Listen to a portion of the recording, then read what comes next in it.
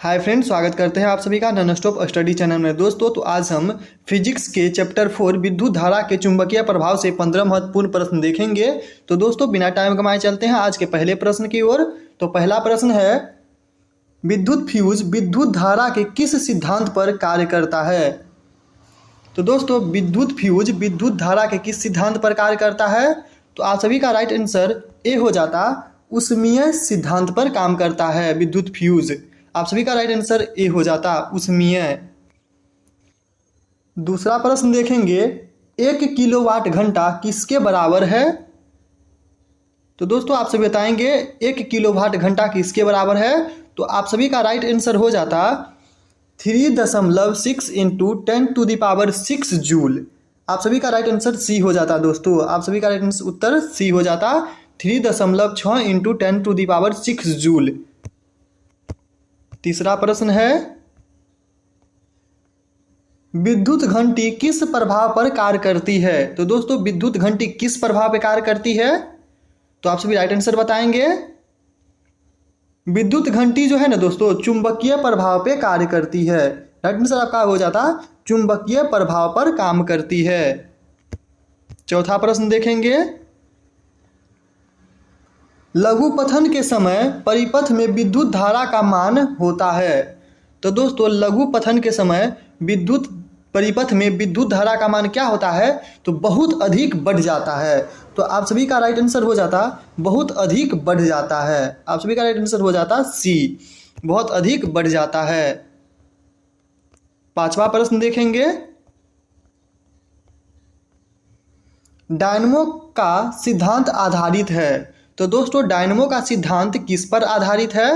तो आप सभी का राइट आंसर ए हो जाता, विद्युत चुंबकीय प्रेरण पे। दोस्तों डायनमो का जो सिद्धांत है ना, वह विद्युत चुंबकीय प्रेरण पे आधारित है। छठा प्रश्न देखेंगे, डायनमो से किस प्रकार की धारा प्राप्त होती है। तो दोस्तों डायनमो से किस प्रकार की धारा प्राप्त होती है। आप सभी का राइट आंसर हो जाता, दोनों धाराएं। दोनों धाराएं आप सभी का सही उत्तर हो जाता। डायनमो से दृष्ट धारा एवं प्रत्यावर्ती धारा दोनों धाराएं प्राप्त होती हैं डायनमो से। आप सभी का राइट आंसर सी हो जाता। सातवां प्रश्न है, विद्युत बल्ब में कौन सी गैस भरी रहती है। तो दोस्तों विद्युत बल्ब में कौन सी गैस भरी रहती है। तो आप सभी राइट आंसर बताएंगे। दोस्तों आप सभी इसका उत्तर जानते ही होंगे, हमें पता है, आप सभी का तैयारी बहुत ही अच्छा है। तो आप सभी का राइट आंसर हो जाता सी, निष्क्रिय गैस भरी होती है। दोस्तों निष्क्रिय गैस भरी होती है विद्युत बल्ब में। आठवां प्रश्न देखेंगे, भारत में उत्पादित प्रत्यावर्ती विद्युत धारा की आवृत्ति होती है। तो दोस्तों इसका राइट आंसर बताएंगे, क्या आवृत्ति होती है। तो आप सभी का राइट आंसर हो जाता 50 हर्ज। तो दोस्तों 50 हर्ज आप सभी का सही उत्तर हो जाता। 9 नंबर का प्रश्न है, हमारे देश में विद्युतमय तार एवं उदासीन तार के बीच कितना विभवांतर होता है। तो दोस्तों कितना विभवांतर होता है। तो आप सभी जानते ही हैं, हमारे घरों में जो होता है वह 220 वोल्ट का करंट होता है। तो आप सभी का राइट आंसर हो जाता 220 वोल्ट। ऑप्शन नंबर सी आपका बिल्कुल सही हो जाता। 10 नंबर का प्रश्न है, विद्युतमय तार किस रंग का होता है। तो दोस्तों विद्युतमय तार आप सभी जानते ही हैं किस कलर का होता है। तो लाल कलर का होता है। विद्युतमय तार किस कलर का होता है। दोस्तों आप सभी का राइट आंसर हो जाता लाल कलर का। जबकि यही पूछे विद्युत उदासीन तार तो आप सभी कहते काला। लेकिन यहाँ पूछा है क्या, विद्युतमय तार पूछा है दोस्तों, तो आप सभी का यहाँ ऑप्शन बी बिल्कुल राइट हो जाता, लाल। 11 नंबर का प्रश्न है, घरेलू विद्युत परिपथ में उदासीन तार का रंग होता है। दोस्तों इससे पहले हम बताए ना विद्युत उदासीन तार, तो विद्युत उदासीन तार को ही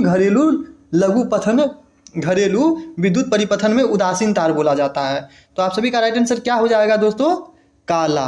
काला कहाँ है, सी में है। आप सभी का राइट आंसर हो जाता सी, काला। 12 नंबर का प्रश्न है, चुंबकीय क्षेत्र का एसआई मात्रक है। तो दोस्तों चुंबकीय क्षेत्र का पूछ रहा है ना, चुंबकीय क्षेत्र का एसआई मात्रक क्या होता है दोस्तों? तो आप सभी का राइट आंसर हो जाता बी, टेस्ला। चुंबकीय क्षेत्र का एसआई मात्रक जो है वह टेस्ला को कहा जाता है। 13 नंबर का प्रश्न देखेंगे, विद्युत चुंबकीय प्रेरण की खोज किसने की थी? तो दोस्तों विद्युत चुंबकीय प्रेरण की खोज किसने की थी? तो आप सभी का राइट आंसर हो जाता फेराडे ने की थी। राइट आंसर ए हो जाता आपका, फेराडे ने की थी विद्युत चुंबकीय प्रेरण की खोज। राइट ऑप्शन ए हो जाता दोस्तों। 14 नंबर का प्रश्न देखेंगे, निम्नलिखित पदार्थों में कौन चुंबकीय पदार्थ नहीं है? तो दोस्तों क्या पूछ रहा है, निम्नलिखित पदार्थ दिया हुआ है, इसमें कह रहा है चुंबकीय पदार्थ नहीं है ना। तो दोस्तों आप सभी का राइट आंसर हो जाता पीतल।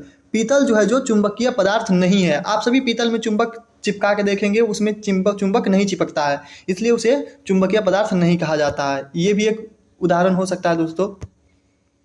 आज का अंतिम प्रश्न देखेंगे, पृथ्वी का विभव होता है। तो दोस्तों पृथ्वी का विभव क्या होता है? तो आप सभी इसका सही उत्तर बताएंगे। दोस्तों आप सभी वीडियो को लाइक कर दें, कम से कम आप लाइक तो कर सकते हैं ना दोस्तों, हमें वीडियो बनाने में बहुत ही कठिनाइयाँ होती है। आप सभी कम से कम एक छोटा सा लाइक कर दें दोस्तों, आप लाइक करने में आप सबको कुछ नहीं जाती है। तो चलिए आप लोग लाइक करें या ना करें वो तो आप लोग पे डिपेंड करता है। हम बताते हैं, पृथ्वी का विभव होता है। तो दोस्तों पृथ्वी का विभव क्या होता है? तो आप सभी का राइट आंसर हो जाता सी। पृथ्वी का जो विभव है वह शून्य होता है। क्या होता है दोस्तों? शून्य, जीरो। आप सभी का राइट आंसर सी हो जाता। Thank you for watching video my friend. ऐसे ही बने रहे अपने परिवार नॉनस्टॉप स्टडी के साथ।